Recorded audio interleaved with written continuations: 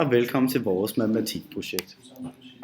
Vores gruppe består af Louise, Gustav Dahlvig, Harald og Gabriella. Vores opgave lyder: med et spiometer har man målt, hvordan luftmængden i lungerne hos en bestemt person afhænger af tiden.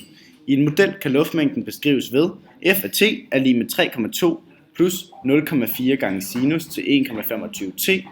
Og her får vi at vide, at t den skal være lig med eller større end 0, men mindre eller lig med 5.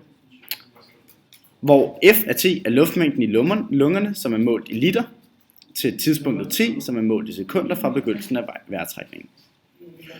Så opgave A lyder: tegn grafen for f og benyt modellen til at bestemme den maksimale luftmængde. Yes. Her har vi så tegnet grafen af funktionen, som står heroppe, som I ser. Dog har vi så skiftet t ud med x, da inspire den ikke kan lave funktioner med t.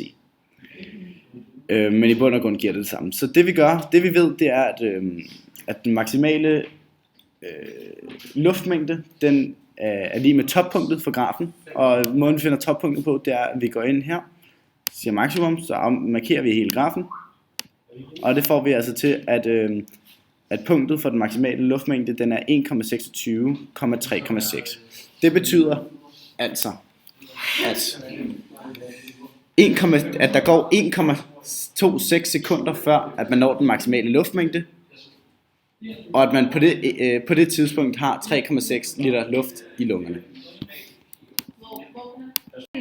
Hvad er periodelængden for grafen? Man beregner periodelængden ved hjælp af den formel, t er lig med 2pi over omega, hvor t er periodelængden, og omega den faktor, man ganger med x'et. Det vil sige, at f af x er lig med sinus til omega x. I dette tilfælde er omega 1,25, da vi ved, at t er lidt ligesom x. Vi indsætter derfor 1,25 på omegas plads, og får at periodelængden er omkring 5 sekunder. Der går altså 5 sekunder fra, at man trækker vejret, indtil man trækker det ind næste gang, i mellemtiden man puster ud. Så går der 5 sekunder her.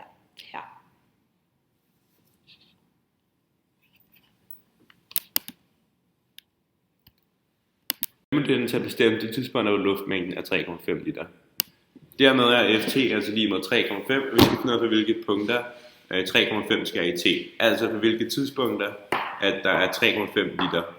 Og dermed har vi indsat en graf, som hedder 3,5, for at se, hvor den skærer i vores anden graf med vores periode her. Og vi kan altså se, at de skærer i 0,678 og 1,83. Dermed er det altså ved 0,678 sekunder og 1,83 sekunder, at vi har 3,5 liter. Sidste opgave D, bliver vi bedt om at bestemme f-mærke af 2 og forklare betydningen af dette tal.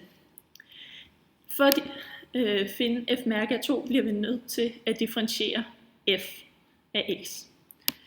Dette gøres ved, at vi har vores ligning. 3,2 det er en konstant, der bliver plusset på. Den falder ifølge hovedregel 1 fra, når den bliver differentieret. 0,4 er en konstant, der ganges på, og den kommer uændret videre til differentialkoefficienten. Sinus af x, det bliver til cosinus af x. Den står her. Og eftersom der står noget mere i sinus af x, end bare der står 1,25, så er det en sammensat funktion, der skal differentieres ifølge det her. Og derfor kommer 1,25, som er den afledte af g af x, den indre her. Den kommer så til at blive ganget på forneden. Vi bliver bedt om at finde differentialkoefficienten i mærket, eller i punktet f-mærke til 2. Det gør vi ved at sætte x er lig med 2 her, og får så et svar, der hedder minus 0,4. Dette kan vi se på grafen herover ved denne tangentligning, der også ligger i punktet x er lig med 2, og som har den negative hældning minus 0,4. Dette betyder, at man puster luft ud på lige netop dette punkt.